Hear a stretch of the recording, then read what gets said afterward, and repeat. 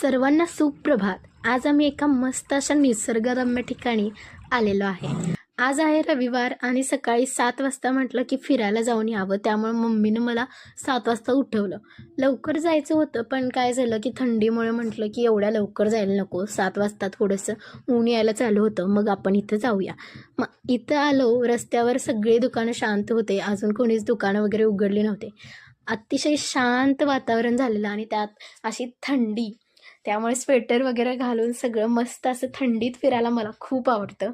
आणि थंडी तर खूप वाजते, पण स्वेटर घालून थंडीत फिरण्यात मला खूप भारी वाटतं. त्यामुळे मग मी आणि मम्मी आज फिरायला आलेलो.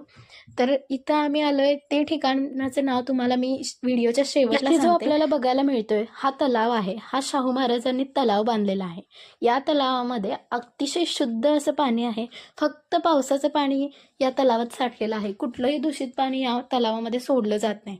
त्यामुळे अतिशय इथं निसर्गरम्य वातावरण आहे. आज सकाळचे पक्ष्यांचा किलबिलाट, यामध्ये मंत्रमुग्ध होण्यासारखा इथं पक्ष्यांचा किलबिलाट आणि पाण्याचा खळखळ आवाज येतोय. सगळेजण इथं मॉर्निंग वॉकला, कोण एक्झरसाईजला आलेला आहे.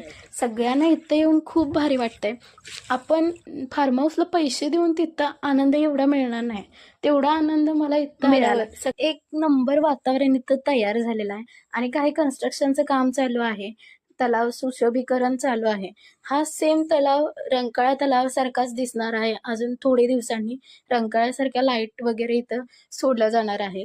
तर हे बघू शकता, इतकं पाणी इथं स्वच्छ आहे आणि त्यामुळे खूप भारी वाटलं मला. तुम्ही देखील या प्लेसला नक्की व्हिजिट करा आणि तुम्हाला हे कसं वाटलं हे देखील मला सांगा.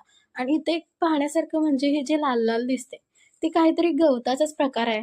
फक्त त्याला वर असे कळ्या आल्यासारख्या लाल लाल कळ्या आलेल्या आपल्याला इथं बघायला मिळतात. आणि हे बघून पण खूप भारी वाटलं. आणि ते काका पोहायला आलेले, ते रोज सकाळी इथं पोहायला येतात. आम्ही त्यांच्याशी बोललो. ते म्हटले की मी रोज येतो, थंडी असू दे पावसाळा असू दे, मी रोज येतो म्हणून.